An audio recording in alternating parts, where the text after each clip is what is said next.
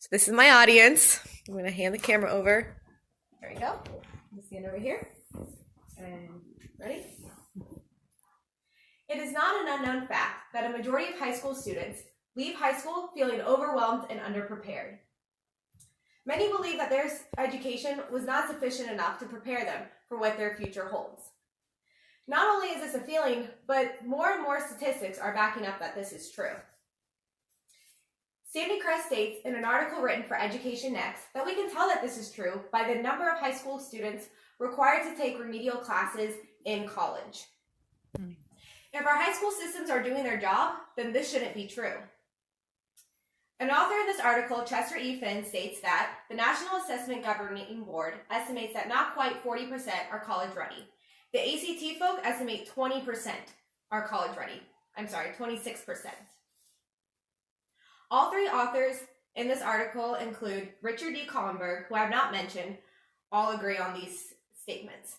I hope by the end of this presentation, I have convinced you that our education system is not doing an adequate job, and that you are inspired to create change whenever possible.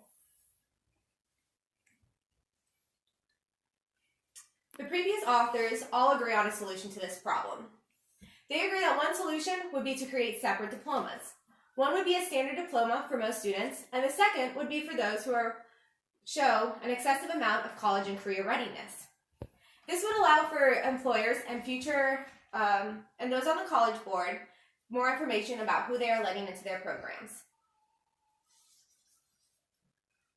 Another thing that I believe that we can do to help our students is not necessarily a change, but an addition. And that is not only making it more, not only is it pushing, but also making it more accessible for students to graduate with their associate's degree. One example is written in an article by Mackenzie Riley, who discusses a unique partnership in Maine between Thomas College and over 20 area high schools. This partnership is called Pathways, and it allows for students to graduate with their associate's degree at no extra cost to them. This leads me to what should be offered in high schools to allow students to learn and learn skills that will enable them to excel in the workforce. Before I get into that, I would like to discuss attempts that have tried to do the same exact thing. Tammy K. Moore-Hale writes in her dissertation about how Achieve Inc. launched the American Diploma Project. This project included an alliance between 22 states that worked together along with employers and universities to standardize graduation requirements. However, upon studying the college transcripts, they discovered that 53% of students required some sort of remedial math or English class. Peter Cohen, an author of U.S. News, provides some wonderful examples about what can be added to our high school systems. One option he provides is drawing a closer alliance between what is offered in high school and what students want to do with their career. A compelling article by Scott Gerber, written for The Time magazine, also provides many ideas. The first one he presented is drawing a closer connection between large employers and the high schools. An example of this is called P-Tech, which is a high school which partners with IBM and allows students to graduate school with a technical associate's degree.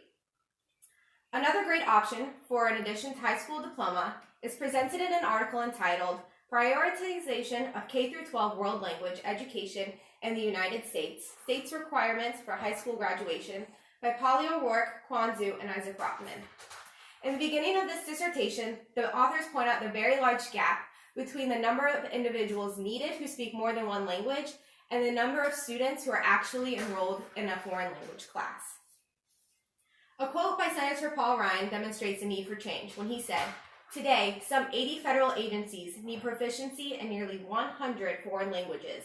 While the demand is great, the supply remains non-existent. Only 8% of American college students study another language.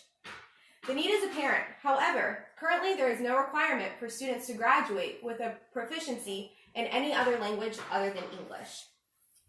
One thing I would like to discuss before wrapping up is a misconception about high school diploma equivalence, and that is that the GED will produce the same long-term results as a diploma. How does this relate to preparing students for success in the future? Eve Tuck, PhD, discusses the differences and problems that this produces. She mentions that it's only within the past 35 years that students have been using this as an alternative to a high school diploma. And also, it is highly looked down upon by many employers, including the U.S. military.